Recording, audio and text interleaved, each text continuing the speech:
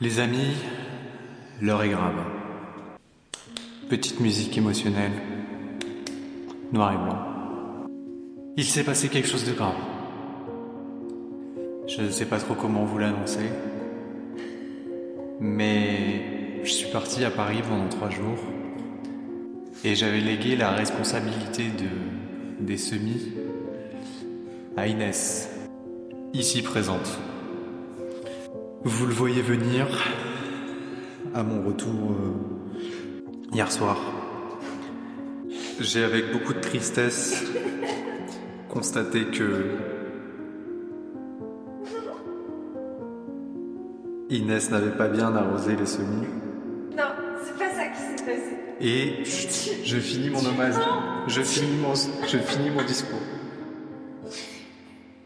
Et que nous avons perdu pas mal de semis.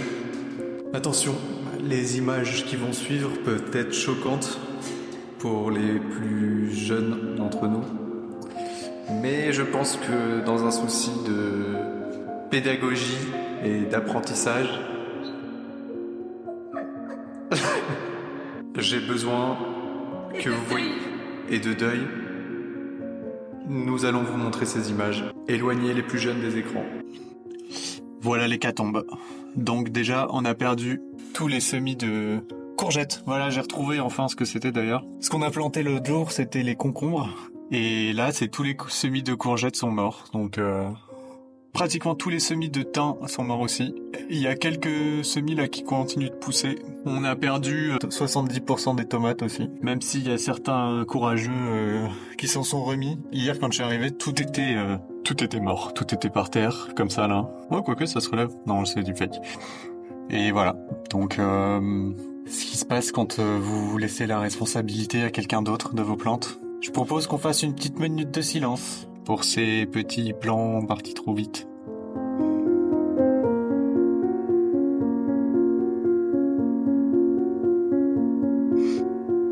Bon, sinon, ce que j'ai fait, c'est que du coup, j'ai planté...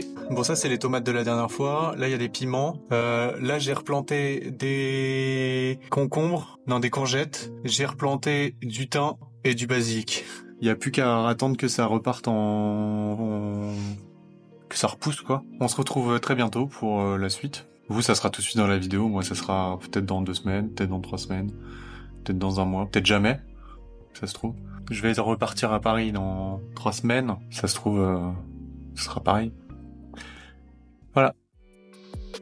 J'ai eu un retour de quelqu'un sur Insta qui m'a dit que ça n'allait pas, dans le sens où il y avait trop de semis au même endroit, et que du coup les racines allaient s'emmêler, et que c'était pas bon. Donc ce qu'on va faire aujourd'hui, c'est qu'on va diviser les semis, et on va les mettre dans des pots. Le problème c'est qu'aujourd'hui, des pots comme ça, j'en ai plus assez. Il m'en reste que 3, et sachant qu'il y a ces semis-là, et il y a les autres de tomates cerises, donc il va falloir que j'en fasse plus. Du coup, j'ai relancé l'imprimante 3D. Je vais en refaire 6. Donc voilà, ça fait déjà 2 heures qu'elle est lancée. Et je pense qu'il me reste encore 1 heure. Et ensuite, on pourra faire les semis. Ça me fascine l'impression 3D, j'adore. J'adore voir ça, je pourrais passer des heures à regarder ça.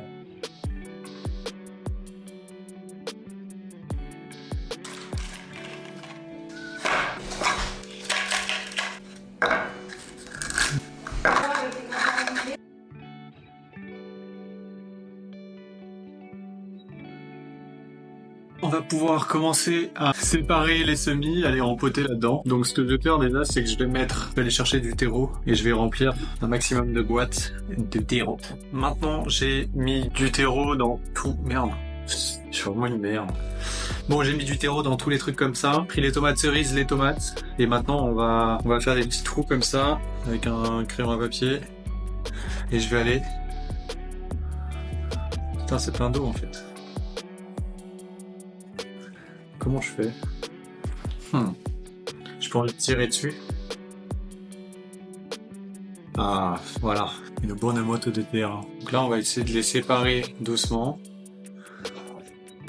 On voit bien la tomate avec sa racine. Je pense que je vais en mettre 2 par pot. Comme ça, je maximise les chances. Donc, ce qu'on va faire, on va mettre une tomate, une deuxième tomate, puis je vais en mettre un peu de terreau humide par-dessus. J'ai aucune idée de ce que je suis en train de faire. Je sais pas du tout si ce que je suis en train de faire c'est bien. Mais du coup voilà. Petite tomate par deux. Il n'y a plus qu'à faire tout.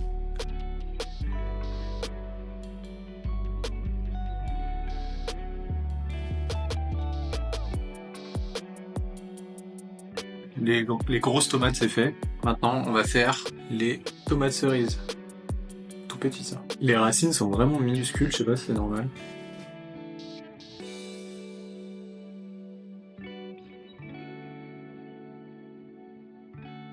Bon voilà, j'ai fait tous mes petits pots. Je vais les remettre tels quels dans la serre. Ça va être un autre essai.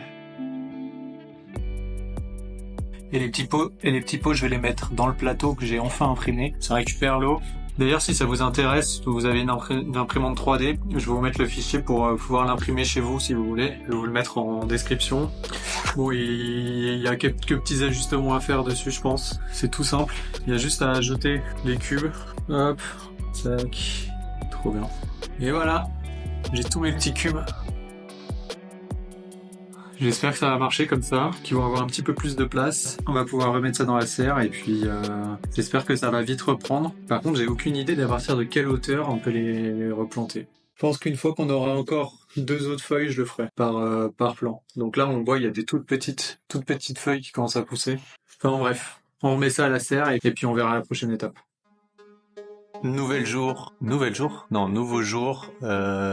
info croustillante. On m'a dit sur YouTube en commentaire que mes semis avaient filé, et je sais pas où ils ont filé, mais ils ont filé, et que en gros c'était sûrement un manque de lumière. Donc ce que j'ai fait, c'est que je les ai sortis de la serre juste là, et je les ai mis devant la fenêtre, sachant que chez moi il fait tout le temps 19 degrés, 20 degrés, donc il n'y a pas trop de galère d'un point de vue température. Ça devrait aller. Là j'ai planté 2 petits avocats aussi, je sais pas si vous les avez vus hier. Le thym et le basilic sont de retour dans la partie. Là j'ai plein de petites pousses aussi, je sais pas si vous voyez. Regardez, j'ai plein de petites pousses.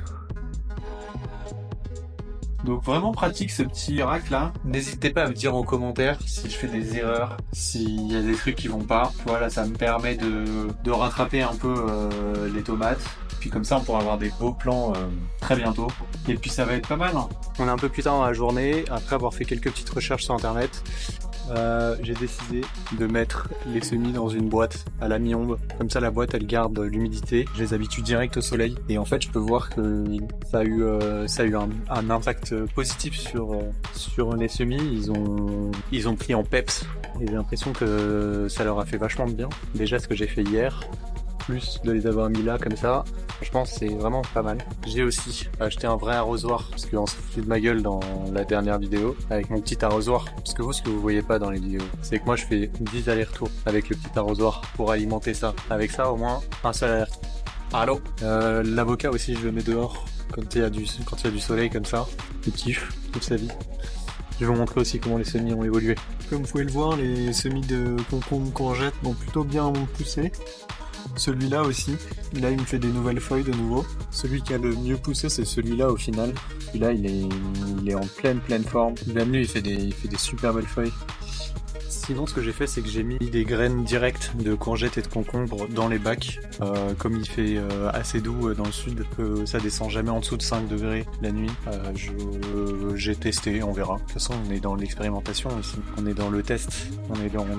Je parle beaucoup. Enfin bref. Qu'est-ce que je disais? J'ai moins plus. Je pense que on va être plutôt pas mal sur cette vidéo. Il y a eu pas mal de péripéties. D'ailleurs, je voulais vous remercier sur tous les retours que j'ai eu sur la première vidéo. Franchement, je m'attendais pas à ce qu'il y ait autant. Donc vraiment cool. Continuez pas à hésiter à nous dire en commentaire si je fais des conneries. Quoi d'autre? Là, on est fin mars. Mois d'avril arrive bientôt. Je me posais la question de s'il y a des trucs que je vais pouvoir faire au mois d'avril. Donc si vous avez des idées de trucs à faire au mois d'avril, dites-le moi en commentaire. Dans quelques jours, 2-3 jours, je reçois des arbres fruitiers colonnaires. Donc je reçois un pommier, un poirier, un prunier je crois, et cerise, je sais plus. Bref, je reçois des arbres. Ça sera sûrement le début de la prochaine vidéo. Donc voilà, si vous voulez pas la rater, abonnez-vous. Et puis voilà quoi. Je parle beaucoup. Je vais vous laisser tranquille. Et puis on se dit à la prochaine vidéo jardinage en colis. C'est pas pour moi. Non, c'est pas pour moi. Ciao.